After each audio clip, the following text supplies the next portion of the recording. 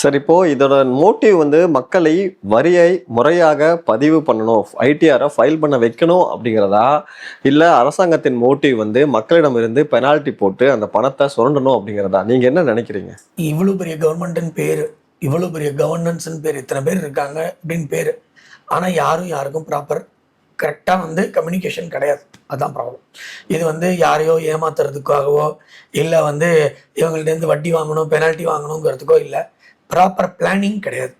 இப்போ நீங்கள் கணக்குப்படி நீங்கள் முன்னாடி அந்த ஒரு ஒரு கேள்வியில் கணக்கு போட்டு சொன்னீங்க, இப்போ 2 கோடி பேர் வந்து இன்னும் வந்து வரி செலுத்தலை, அவங்க வந்து வெயிட்டிங்கில் இருக்காங்க, அதுக்குள்ள நேரம் முடிஞ்சிருச்சு.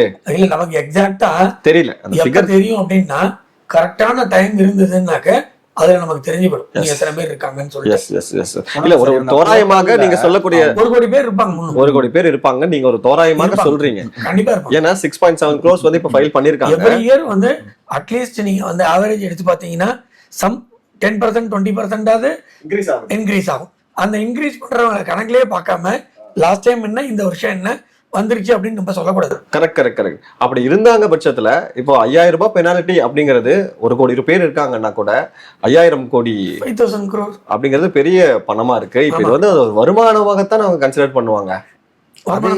இன்டைரக்ட்லி அவங்களோட இன்கம் தான் சார். கண்டிப்பா சார். ஒண்ணும் இல்ல சார், இப்போ என்னன்னா இவங்க கேபிட்டல் கெயினோட பேஸ் இயர் முன்னாடி வந்து 1981 இருந்தது சார். அதுக்கு தான் நம்ம வந்து 100ன்னு வச்சிருந்தாங்க. இப்போ அந்த பேஸ் இயரை 2001க்கு மாத்திட்டாங்க. ஸோ அவங்களுக்கு அது தெரியுது 1981 வந்து ரொம்ப பழசாயிடுச்சு, அதை நம்ம பேஸ் இயராக இப்போ கன்சிடர் பண்ணோம் அப்படின்னா இன்ஃப்ளேஷனுக்கு நம்ம நிறையா வந்து காஸ்ட்டை வந்து கொடுக்குற மாதிரி இருக்குது அப்படின்னு சொல்லிட்டு.